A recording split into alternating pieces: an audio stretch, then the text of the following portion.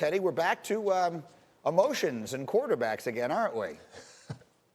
Yeah, and overall, yeah, feelings, yes, in our feelings, in the overall situation as a whole for the quarterback position. And, I mean, Carson, he just got ate up in Philadelphia. Didn't take well to the adversity that was in front of him in terms of hurts, in terms of the locker room being critical. Everything happened, a full sort of storm that got him out of there. Well, here we go. You got your perfect situation now and a coach that knows you well, that's willing to have patience like Frank Reich is talking about. And, you know, it's the reset button for Carson Wentz and him feeling good now about the organization being behind him and the coaching staff being behind him. I think he can flourish. I think he can take advantage of this second opportunity. And now that things are good, he can go out there and show some of that form that, you know, truthfully, it was a long time ago. I mean, that was a long time ago. He was in an MVP conversation, but we'll see if he can relive and bring that back, that type of play. Yeah, in the world in which we live today, that is a long time. And, Jeff, you were making an interesting point about some of the ways that he is still perceived. He's still perceived largely as an MVP candidate. And by the way, we're talking about like a half of the season when he looked like an MVP. Russell Wilson looked like the MVP for half of this past season. We were talking about him as the lock MVP candidate, and guess what happened? It didn't work out by the end of the season. We're talking, is Russ going to play in Seattle this coming year? It fascinates me that we continue to talk about Carson Wentz as this MVP candidate. He has MVP odds that are similar to that of Ryan Tannehill, Matt Ryan, Baker Mayfield. He's not on their level. He hasn't proven to be on their level for years now. Maybe this will work out with Frank Reich. Maybe. It's a big maybe at this point, though. It is a resurrection of a career. It is not an absolute. I am fascinated by our continued expectations for Carson Wentz. Jared Goff took his team to the Super Bowl. He's been thrown for dead in Detroit. He's not getting even close to the same level of hype and expectations of Carson Wentz in Indianapolis. I don't get it. Maybe I'll be proven wrong. Oh, you're 100. Listen, I mean, Goff was in the Super Bowl a year after the conversation that we're having about Wentz, and you're right, his team has already given up on him. Mike Tannenbaum, what is your sense of the level of patience we should be expecting in Indy? Yeah, I don't think there'll be a lot. I really agree with what Jeff said, which is I do expect him to play well, but it's a shorter leash because the first time he throws a pick six, or if they don't get off to a good start, there's going to be a lot of doubt in that marketplace from the coaches to the front office to the media of like, here we go again. Like, he doesn't have that reservoir of goodwill in the NFL ecosystem that maybe he has with Frank Reich.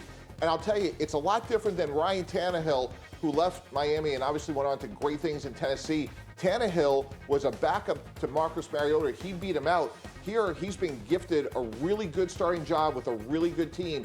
If he has bumps in the road early, this could change really quickly. Yeah, Tedy, give me a final thought. I disagree. I disagree with that because I think this is something that they're going to let him work through those mistakes, because I think they know that if they were to bench Carson Wentz maybe in the first month of the season or the first 6 games, I don't know if you'd ever see him again, because he might tank. Because I just don't know if he could take that type of same situation that was in Philadelphia. It's going to be, they're going to work through as many mistakes with Carson Wentz as they can, because he's that type of player that we talk about feelings, we talk about quarterbacks being sensitive, but I don't know if he can handle that, and you might lose him.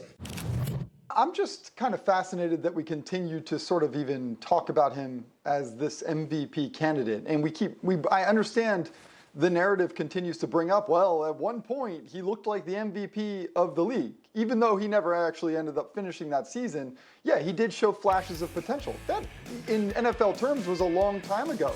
Look, Jared Goff, since that point, took his team to the Super Bowl and has since been left for dead in Detroit. We don't talk about him the same way. Look, Carson Wentz MVP odds for 2021 are like along the lines of Matt Ryan and Baker Mayfield and Ryan Tannehill. Like, he's not on that level, nor has he proven to be to this point. So, to me, it's somewhat fascinating. We continue to give him the benefit of the doubt. Will he be better off with Frank Reich in Indianapolis? It feels like he'll be better off. We'll know once and for all. I'm just surprised that we really are going into this season expecting him to be what he, quote unquote, once was.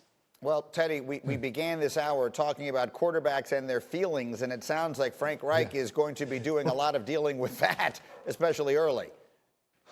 Yeah, it's important, really, at this position. I mean, in Carson Wentz is in a good overall situation, guys. And I think what Frank Reich hears, he hears that word broken, and automatically coaches like that, they think, well, I'll fix him because I know what it takes. And that relationship is big. The overall situation that they have is big. And Carson Wentz, I think he's got a great opportunity to flourish here.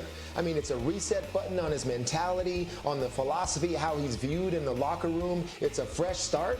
You know, sometimes players like this need it. Am I saying that, I mean, he deserved it in terms of the way it finished in Philly? It's not about any of that.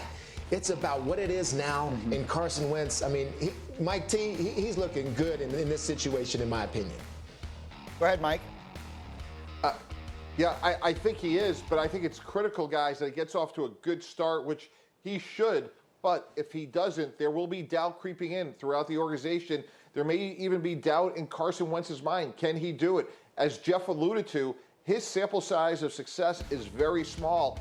And this is not Ryan Tannehill going Tennessee. He has been gifted a really great opportunity. When Tannehill went to Tennessee, he was behind Marcus Mariota, and he had to go win the job. So I think their first 4 games, it's critical for Carson Wentz to get off to a good start.